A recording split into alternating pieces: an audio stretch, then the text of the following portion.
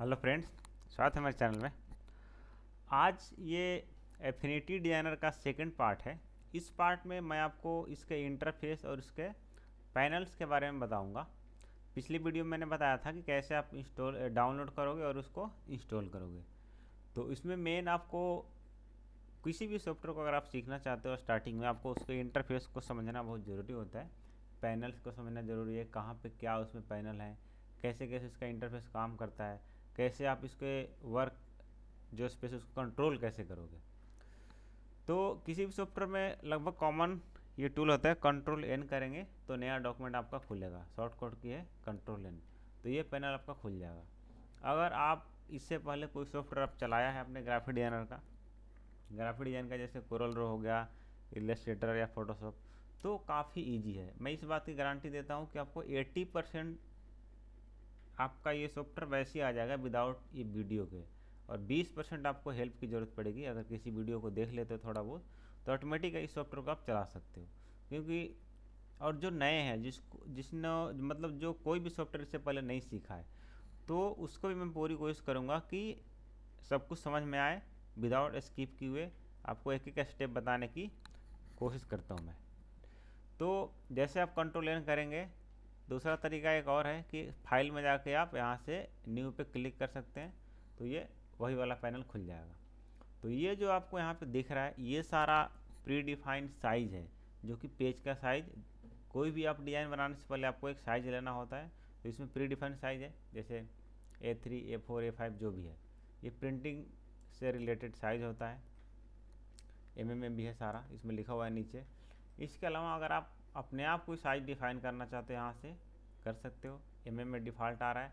अगर आप इसको यहाँ से यूनिट को चेंज करना चाहते हो, इंच पिक्सल जो भी आप चेंज करना है यहाँ से चेंज कर सकते हो। यहाँ से DPI सेट कर सकते हो अगर आप रास्टर इमेज पे काम कर रहे हो। तो अगर वेक्टर पे काम करो तो इसका कोई मतलब नहीं है वैसे खास। यहाँ से आप इसको ओरिएंटेशन को चेंज कर सकते हो, लैंडस्केप या जो आपका पोर्ट्रेट किस साइज में चाहिए किस तरीके से। इसके अलावा यहाँ से आप इसको कलर फॉर्मेट मोड कह सकते हो, इसको चेंज कर सकते हो RGB और CMY के। RGB जब यूज होता है जब आप वेब के लिए काम कर रहे हो, और CMY के तब यूज होगा जब आप प्रिंटिंग के पर्पज़ से काम कर रहे हो। अगर ये क्लियर नहीं है कि प्रिंट के लिए होगा कि वेब के लिए हो, तो मैं आपको सजेस्ट करूँगा कि आप पहले CMY के में जाओ, वो दोनों में अच्छे से काम कर लेगा। अगर आप RGB पहले चले जाते हो, अगर आपको प्रिंट के पर्पज़ से करना हो, तो कलर करेक्शन में काफ़ी दिक्कत आती है, फिर वो कलर डल आ जाएगा जब आप प्रिंट में ले जाओगे। इसके अलावा यहाँ पे एक मार्जिन है, यहाँ पे ब्लीड है। तो ये दोनों प्रिंटिंग से रिलेटेड टर्म्स हैं, जिनको नहीं पता मैं शॉर्ट में आपको बता दूँ। मार्जिन वो होता है जो आपने साइज लिया है उसके चारों तरफ कितना आपको थोड़ा सा स्पेस छोड़ना है, जिसके अंदर आपको टेक्स्ट या कोई भी आपको डाटा लिखना है, ये होता है मार्जिन। मान लो हमें 25 ऐसे डिफ़ॉल्ट मार्जिन आप कम से कम, वो साइज़ के ऊपर भी होता है, कम से कम आप 0.25 या 0.5 मतलब आधा इंच के आसपास मार्जिन लेके चलना होता है अगर आप A4 या इसके आसपास के कोई डिज़ाइन बना रहे हो। तो ब्लीड वो होता है जो कि क्रॉप हो जाता है, मतलब कट जाता है प्रिंटिंग के बाद। प्रिंटिंग मतलब आपको अगर कोई फ्लैश कट डिज़ाइन बनाते हो, अगर फ्लैश कट नहीं पता तो ये कर सकते हो उसका एज टू एज। अगर कोई कलर आप किसी साइज़ पे एज टू एज दे रहे हो तो ये ब्लीड की ज़रूरत होती है। अगर आप वाइट बैकग्राउंड पे काम कर रहे हो तो ब्लीड का कोई वहाँ पे सेंस नहीं बनता है। जैसे आप कोई ब्लू कलर है, बॉर्डर एकदम एज टू एज जा रहा है, तो यहाँ पे 3 mm की ब्लीड आप दे सकते हो। ये थोड़ा टेक्निकल है, जिनको नहीं समझ आ रहा होगा तो बाद में इसके ऊपर मैं अलग से एक वीडियो बना दूंगा। तो यहाँ पर मैं A4 ले रहा हूँ, इस पर मैं यहाँ पे किया क्रिएट, तब ये हमारा इंटरफेस खुल गया। तो इसमें अब आपको देखोगे कि लेफ़्ट साइड में सारा टूल है। अगर कई बार ऐसा होता है स्टार्टिंग में जब आप खोलोगे तो ये स्ट्रेट भी आएगा, ये ऐसे करके। अगर इस पर डबल क्लिक कर दोगे तो आपका 2 कॉलम में आ जाएगा। तो मैं इसमें 2 कॉलम में रखता हूँ क्योंकि इसमें ईजी रहता है काफ़ी। तो इसके अलावा इसको आप यहाँ से इसको उठा के इसको सेट कर सकते हो, यहाँ पे आपका ये सेट हो जाएगा, ये सेट हो जाएगा। अगर 2 कॉलम में रहेगा तो सेट नहीं रहेगा, ये बाहर ही रहेगा ऐसे। इसको आप मूव कर सकते हो कहीं भी लेके जाके।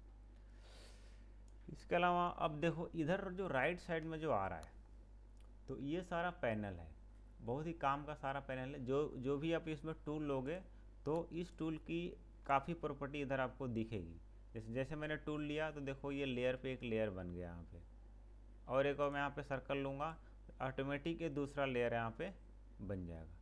अब कलर मैं यहाँ पे कुछ डाल देता हूँ कि देखने में थोड़ा पता चले कि हमने कुछ लिया है। ठीक है, इस वाले को मैं कलर डाल देता हूँ कोई ग्रीन। तो ये देखो हमारा 2 लेयर बन गया।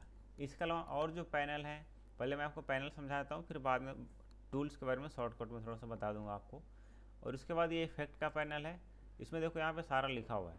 इफेक्ट बहुत सारे होते हैं, जैसे यहाँ से आप एक एक करके मैं बताऊँगा, या अपने आप भी क्लिक करके इसमें देख सकते हो। ये ब्लर करने के लिए है, ये आउटर शेडो, काफ़ी सारा, ये थोड़ा मिक्स है। अगर जिन्होंने सॉफ्टवेयर चलाया है फोटोशॉप इलस्ट्रेटर, तो आप देख सकते हो कि काफ़ी चीज़ें इसमें फ़ोटोशॉप का डाला हुआ है, काफ़ी चीज़ें इलस्ट्रेटर का भी है, और कोरल रो का भी है, और InDesign का भी है। मतलब 3-4 सॉफ्टवेयर का मिक्सर कर सकते हो ये, और काफ़ी अच्छे से मिक्स हुआ है। सबकी ज़रूरत हमें बारी बारी से पड़ती है, एक ही सॉफ्टवेयर में सारा आ गया तो हमारा काम ईजी हो सकता है। और इसके अलावा ये फ़ोटोशॉप का इफेक्ट है काफ़ी, ये स्टाइल है जो कि प्री डिफाइन स्टाइल है, ये ऑब्जेक्ट स्टाइल है। जैसे आप इसमें मैं क्लिक करूँगा तो इस पर स्टाइल ऑटोमेटिक इस पर लग जाएगा। आप एक एक करके देख सकते हो, या अपना स्टाइल यहाँ पे खुद भी क्रिएट कर सकते हो। इसके अलावा ये टेक्स्ट स्टाइल है। टेक्स्ट स्टाइल में आपको कुछ लिख देता हूँ, फिर आपको समझ में आएगा। जैसे मैं यहाँ पे लिख देता हूँ, इसका फ़ॉन्ट साइज में इसमें बड़ा कर लेता हूँ। ठीक है, मैं आपको सिंपल वर्ड लिख के दिखाता हूँ। मान लो मैंने टेक्स्ट लिख लिया, तो इसको अब देखो मैं आपको दिखाता हूँ। टेक्स्ट स्टाइल में गया, अब मैं यहाँ पे बॉडी पे क्लिक करूँगा, देखो ऑटोमेटिक ये छोटा हो गया, 12 नंबर फॉन्ट हो गया ऑटोमेटिक, क्योंकि बॉडी में ज़्यादातर मतलब कोई भी टेक्स्ट लेते हो तो 12 फॉन्ट में हम लिखते हैं। अब जैसे मैं हेडिंग पे क्लिक करूँगा तो देखो ऑटोमेटिक 20 फॉन्ट हो गया और बोल्ड हो गया। हेडिंग 2 पे क्लिक किया तो 14 हो गया, देखो टेबल 12 हो गया। तो ये कुछ स्टाइल इसमें प्री डिफाइन है, आप अपने स्टाइल भी यहाँ पे क्रिएट कर सकते हो। ये मैं आने वाली वीडियो में आपको बताऊँगा। तो यहाँ पे देखो बहुत सारे इसमें ऑप्शन आएंगे आपको। इसके अलावा आप नेक्स्ट आपको बताता हूँ, ये है, ये लास्ट में जो है स्टॉक, ये क्या है, स्टॉक फोटो यहाँ पे अपने अनुसार ला सकते हो विदाउट गूगल में गए। तो एक साइट है अनस्प्लेस करके, ये स्पॉन्सर इसने कर रखा है शायद इस सॉफ्टवेयर को, तो इसलिए ऑटोमेटिक इनबिल्ड यहाँ पे इस साइट का नाम आ रहा है। तो यहाँ से जैसे मान लो मैं नेट, इसके लिए आपको कंप्यूटर में चलना चाहिए। अभी शायद मेरे कंप्यूटर में नेट चल नहीं रहा है इसमें कुछ अभी, इसलिए इसमें नहीं शो करेगा। लेकिन यहाँ पे जैसे मान लो मैं फ्लोवर डालूँगा तो अभी इसमें नहीं आएगा, आने वाले वीडियो में बता दूँगा। तो इसमें फ्लोवर ऑटोमेटिक आ जाएगा, और यहाँ से ड्रैग करके उठा के इधर रख सकते हो। ये इसके लिए है, डायरेक्ट आपको देखो कनेक्शन फेल, अभी इंटरनेट इसमें चल नहीं रहा है, तो यहाँ से आपको गूगल में जाने की जरूरत नहीं, यहाँ से ड्रैग करके इसमें ला सकते हो। आने वाले वीडियो में मैं ज़रूर इसके बारे में बताऊँगा। तो यहाँ से क्रॉस कर देते हैं। इसके अलावा नीचे देखो यहाँ पे ब्रश है, यहाँ बहुत सारे ब्रश इसमें दिख रहे हैं, कोई ब्रश यहाँ से ले सकते हो। इसके अलावा ये कलर है, कलर जो यहाँ पे आपको दिख रहा है वही यहाँ पे भी है, इस पर डबल क्लिक करोगे तो आएगा, नहीं तो यहाँ से आप डायरेक्ट यहाँ से कलर वाला ले सकते हो। अब इसमें देखो ट्रेंगल जो बना हुआ है, इसमें 2 सर्कल आ रहा है। इस सर्कल का मतलब है कि कौन सा कलर लेना चाहते हो, और इस सर्कल का मतलब है इस कलर का कौन सा, जैसे इधर आओगे तो ब्राइटनेस आ जाएगा, इधर जाओगे डार्क जाएगा, इधर जाओगे वाइट आएगा, लाइट जाएगा। तो कौन सा इस कलर में क्या लेना चाहते हो, डार्कर, इधर लाइटर, इधर ब्राइटर, ये कर सकते हो। तो किस साइड में ले जाओगे दोनों आप डॉट से इसको एडजस्ट कर सकते हो। और ये जो है आपका, अगर सर्कल ऊपर है तो मतलब आपका आउटर कलर फील होगा, अगर ये वाला सर्कल ऊपर है तो आपका आउटलाइन फील होगा। ये है, तो आउटलाइन की मोटाई कम है इसलिए आपका नहीं दिख रही है। तो ये आउटलाइन के लिए इसमें मैं देखो मोटाई करूँगा तो पता चल जाएगा आपको कि आउटलाइन का कलर यहाँ पे फिल हो रहा है। तो ये इसके बारे में और डिटेल से बताऊँगा। इसके अलावा आपको बता दूँ कि जैसे हम कोई टूल लेते हैं तो पैनल के ऊपर ये सारा प्रॉपर्टी बार होता है, स्टैंडर्ड टूल बार होता है। तो इसमें कोई भी टूल लेंगे तो यहाँ पे ऑटोमेटिक ये चेंज होता रहता है उसकी प्रॉपर्टी। देखो जैसे मैंने रेक्टेंगल लिया, अभी मैं इसमें से कोई टूल चेंज करता हूँ, अब मैं यहाँ पे टेक्स्ट टूल लूँगा, देखो यहाँ ऑटोमेटिक सारा टेक्स्ट की कमांड आ गई, सारी चीज़ें देखो यहाँ पे, ये सेंटर का जो भी है इसका अगर मैं 2 ऑब्जेक्ट यहाँ पे और लेता हूँ, एक ऑब्जेक्ट और इस दोनों को सिलेक्ट करता हूँ, इसको और इसको, तो देखो यहाँ पे प्रॉपर्टी सारी चेंज हो जाएगी। अब एक एक करके बाद में मैं इससे सारी प्रॉपर्टी के बारे में बताऊँगा, इसका क्या यूज है। तो ये ऑटोमेटिक चेंज होगा, बहुत सारी चीज़ के अंदर आएंगे। और ये सारा टूल है, एक एक करके मैं टूल के बारे में बताऊँगा। अगर आप किसी सॉफ्टवेयर के यूजर हैं, पुराने सॉफ्टवेयर से एडोब के या कोरल ड्रॉ के, तो आपको काफ़ी कुछ ऐसे देख के समझ में आ जाएगा। ये रेक्टेंगल है, ये सर्कल है, ये ट्रेंगल है, ट्रेंगल के अंदर बहुत सारे टूल है।